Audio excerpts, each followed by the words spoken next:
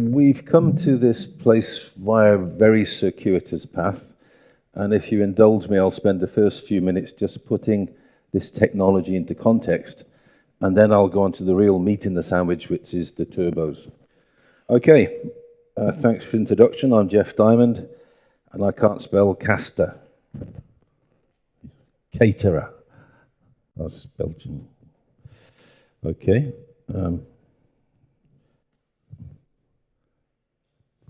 So we've come from various different industries, but we've applied some of the applications for other industries, especially with quality assurance, to the casting industry, and some of them have transferred very well indeed.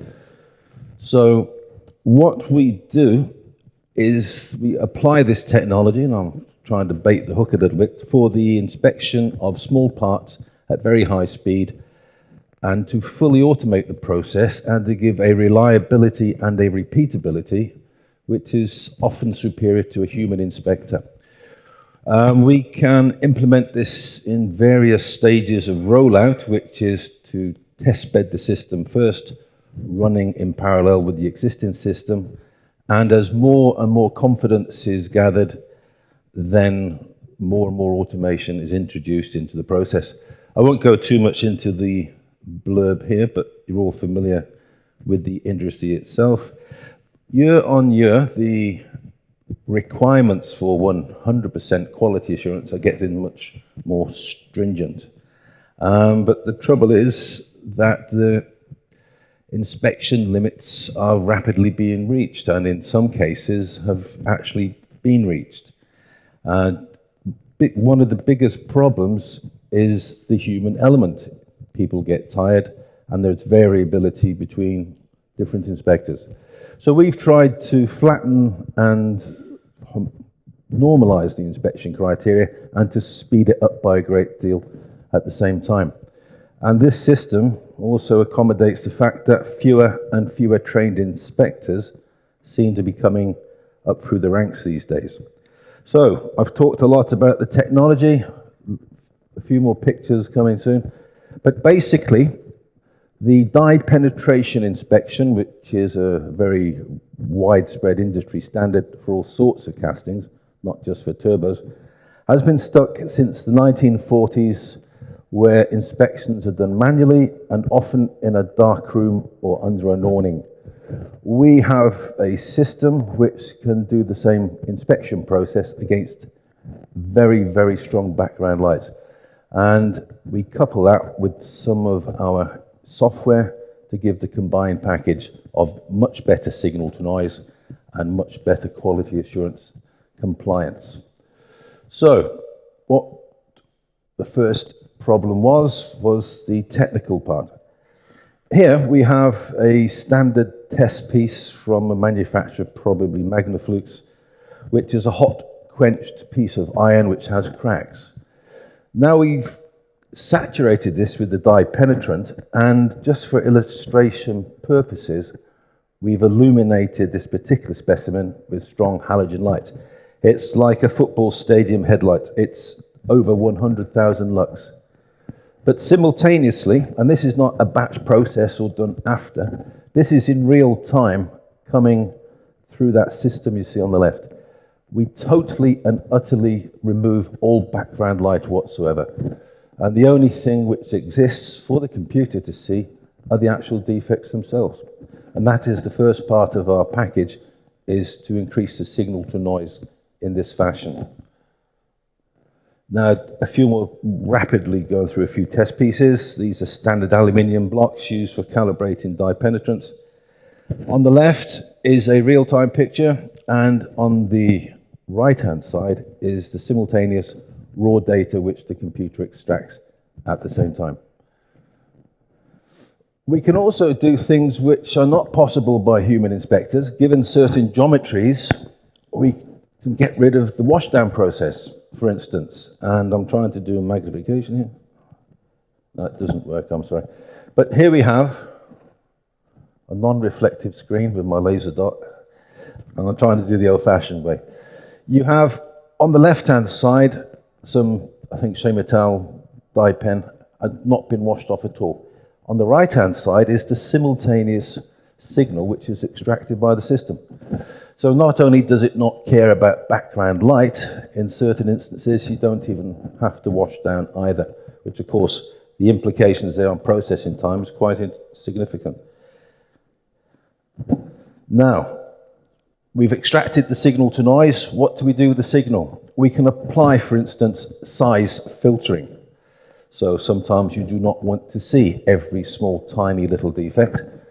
And in this instance, defects above or below a certain size, the computer software assigns different colors to them to indicate if they're okay, if they're definitely outside the operational requirements, or maybe amber if some human judgment is required in the final analysis process. This is a little bit of background, but it's a video which we have used in anger in the automotive industry for much larger castings. I don't know if we have sound. If not, I'll talk through it.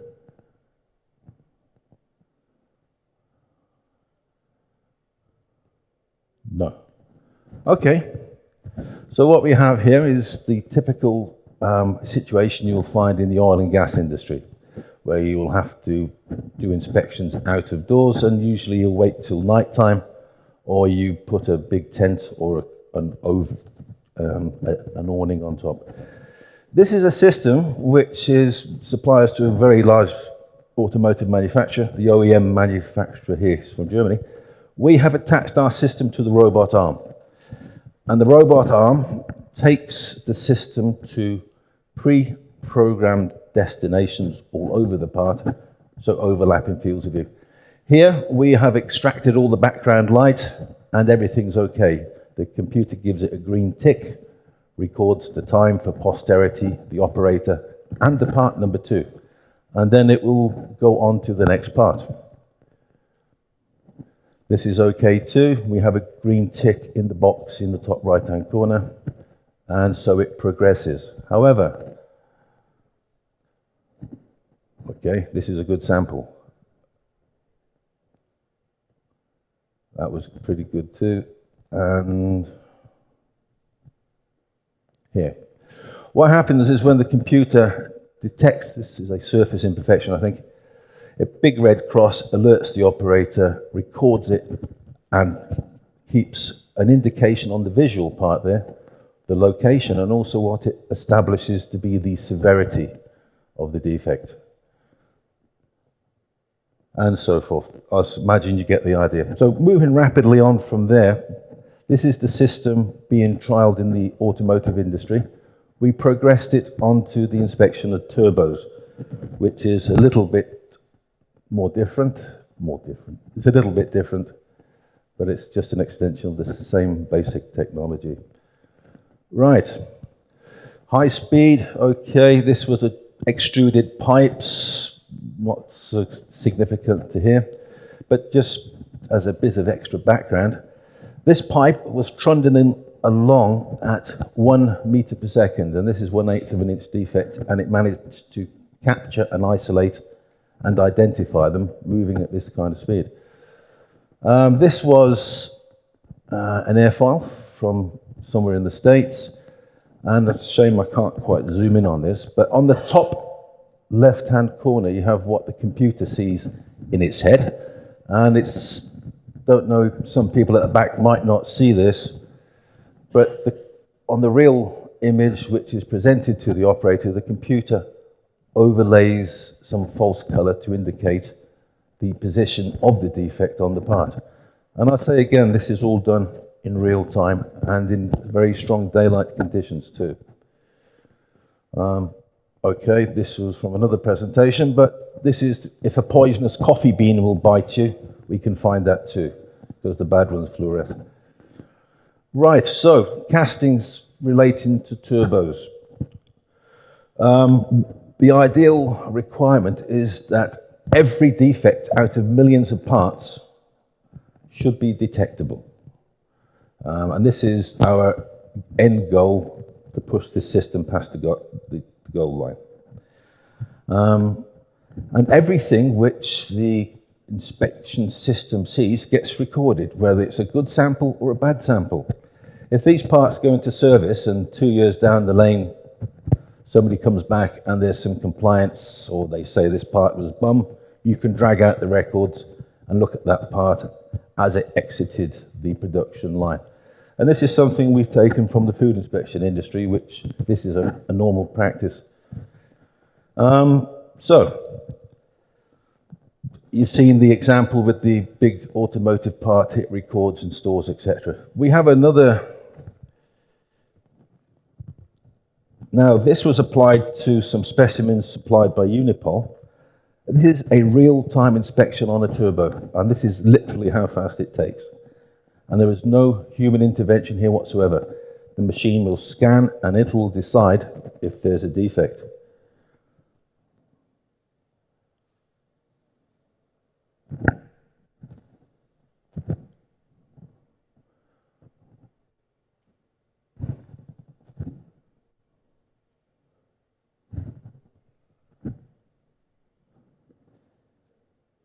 Okay.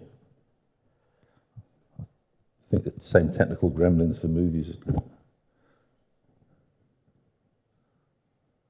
Sounds painful. It takes about 10 seconds to inspect that entire wheel. Real time, the operator, this is done in our lab. Hopefully this will illustrate it better. That'll be okay, thank you. We'll work with it, thanks. We select the part, the number of blades. We select the view the operator would like to see. We choose a region of interest, which we're only interested in the turbo. That reduces the computational overhead a lot. We start the inspection process to do one full 360 degree. And it works its way through it. It's found a couple of defects. It's logging and flagging them. And afterwards, it will record all of the shots and draw a little red box around the shots where the defect was discovered. And I say that whole process from start to finish takes about 10 seconds. So it's getting, it's quite reasonable. And you can see also, even though the left-hand video is a little bit lumpy, the conditions, the daylight conditions under which this part was exposed. You do not have to allocate space to dark rooms and have big production bottlenecks. You can use this in very common factory environments. And here we go. So,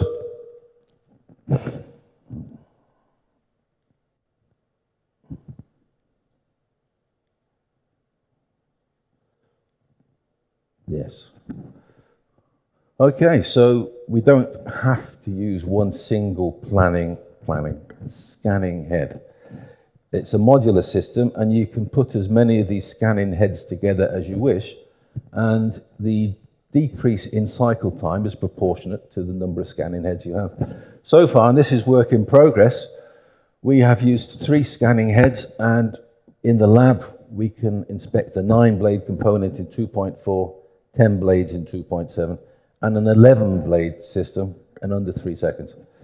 Couple that with mechanical handling, and the handling time becomes negligible as well. And the production throughputs and the reliability of the results and the traceability of each inspection as well makes it a very powerful production tool to assist your quality and production rates, of course, but also to increase that bottom line. The inspectors, their part in it, they can be replaced by a more technician level operator, but there is full telemetry, wireless control. Engineers can supervise different locations on different sites remotely. So maybe an inspector could supervise technicians operating this apparatus instead of having to be there himself. And every single thing which the software thinks requires the attention of an inspector can be presented to them anywhere in the world in real time via telemetry. The other advantages is that, as I just touched upon, you do not need a separate darkroom or an enclosed inspection cell. Your manpower and floor space can be reduced accordingly as well in certain circumstances. It's a machine vision system. It is not the naked eye. And so basically a lot of the ASTM standards which originally applied, and these were in aerospace as well as your industry as well, ladies and gentlemen, are also not a handicap to the uptake of this system because it is not reliant upon the naked human eye. So in summary, we have demonstrated it's possible to build this NDI system for the high-speed inspection of turbo castings used in a real-life environment. At the moment, Unipol have a test machine out in Pune, and that's going through its 10,000-mile test. It's been running very successfully there since October. And we're constantly evaluating and redefining and improving the system as we encounter operational difficulties or problems or things we hadn't anticipated in the original specifications. Certainly with a lot of the software upgrades based upon feedback we've had from Unipol.